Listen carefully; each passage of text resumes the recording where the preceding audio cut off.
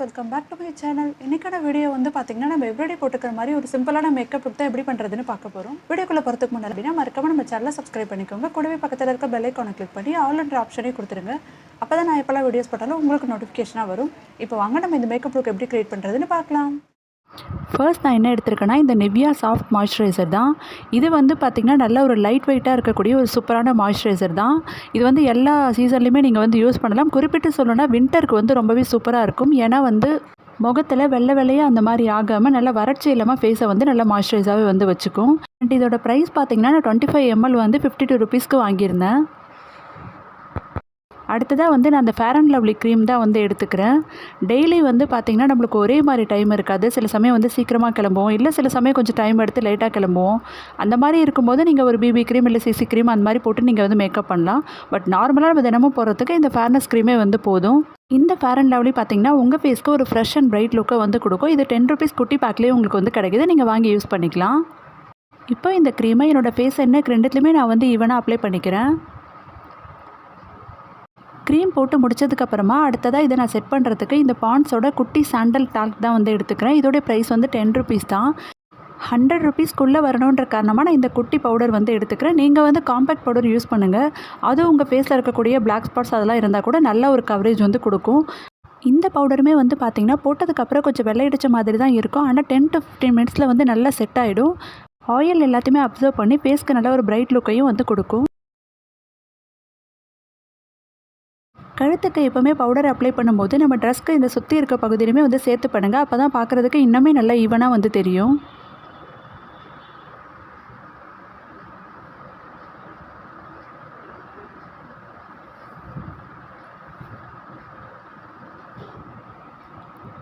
Powder போட்டு முடிச்சதுக்கப்புறமா நான் இந்த ஐடெக்ஸ் காஜல் தான் வந்து எடுத்துக்கிறேன். இதோடைய ப்ரைஸும் வந்து பார்த்திங்கன்னா 10 rupees தான். தினமும் நீங்கள் காஜல் ஐலைனர் வந்து போட்டு போனீங்க அப்படின்னா வீட்டுக்கு வந்ததுக்கப்புறம் அதை வந்து ரிமூவ் பண்ணுங்கள். கரெக்டாக ஒன்றுமே வேண்டாம்.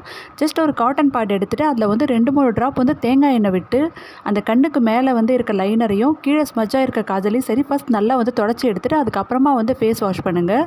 இப்போ நான் ஐலைனரும் வந்து போட்டுக்கிறேன். ரொம்ப டார்க்காக இல்லாமல் மெலிசான ஒரு லைன் தான் வந்து போட்டுக்கிறேன்.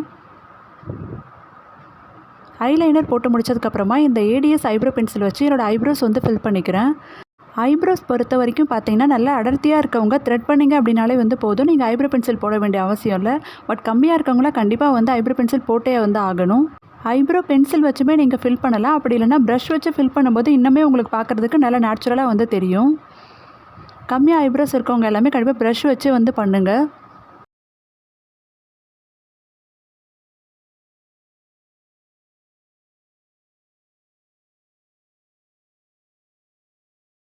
இப்போ அடுத்ததாக வந்து நான் இந்த லிப் லைனர் பென்சில் வந்து எடுத்துக்கிறேன். லிப்ஸ்டிக்கை விட இந்த லிப் லைனர் பென்சில் போடும்போது பார்க்குறதுக்கு நல்ல ஒரு நேச்சுரலான லுக் வந்து கொடுக்கும். நான் கொஞ்சம் டார்க்காகவே போட்டுக்கிறேன். நீங்கள் உங்கள் லிப் கலருக்கு ஏற்ற மாதிரி லைட் பிங்க் அந்த மாதிரிலாம் வந்து வாங்கிக்கிட்டிங்கன்னா பார்க்குறதுக்கு நல்லா நேச்சுரலாகவே வந்து இருக்கும் உங்கள் லிப்ஸ் வந்து. ஃபர்ஸ்ட் இந்த மாதிரி அவுட்லைன் போட்டு அதுக்கப்புறமா வந்து உள்ளே ஃபில் பண்ணுங்கள்.